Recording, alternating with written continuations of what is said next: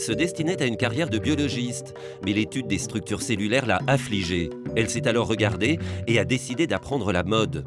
En autodidacte, elle a étudié le vêtement, celui qui se rapproche le plus du corps. Et elle a travaillé pour les autres, les marques de grande diffusion.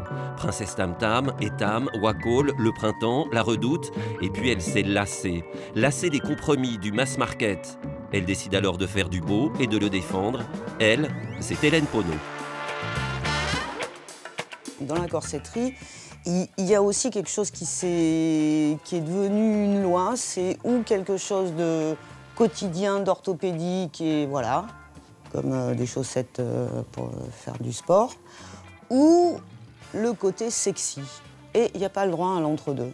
Si, il y a un petit peu de junior, mignon, gentil, pas cher, mauvaise qualité. Alors que les clientes, quand elles voient les articles, tout de suite, elles craquent, elles veulent l'essayer, elles le veulent. Après avoir parcouru le monde, Hélène Poneau, corsetière, s'est installée dans le sud de la France de son enfance. Loin de l'agitation des grandes villes, tout près des tisseurs locaux, elle crée des modèles qui rappellent l'élégance des stars hollywoodiennes des années 40. Baba au rhum, c'est une broderie de lacets de cuir.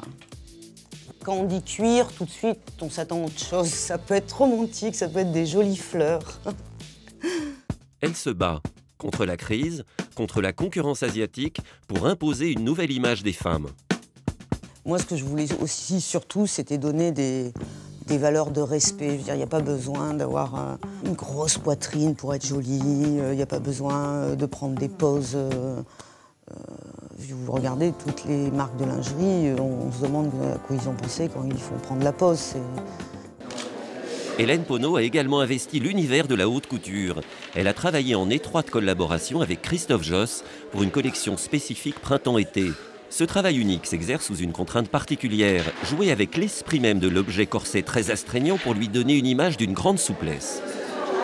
Garder des robes qui pèsent le poids de 3 plumes et qui frôlent le corps des femmes sans pour autant le contraindre, qui soient sexy et sensuelles plus même. Le corset, apparu sous la Renaissance, appartenait à la noblesse. Il confirmait la droiture et l'autorité de celle qui le portait. Très vite, les bourgeois s'en emparent. Les baleines étaient de vrais fanons de baleines rigides et flexibles. Elles ont été remplacées par des ressorts d'acier et les œillets de la sache par une fermeture éclair. Le corset, un objet moderne? Oui, il s'enfile seul et par-dessus ses vêtements.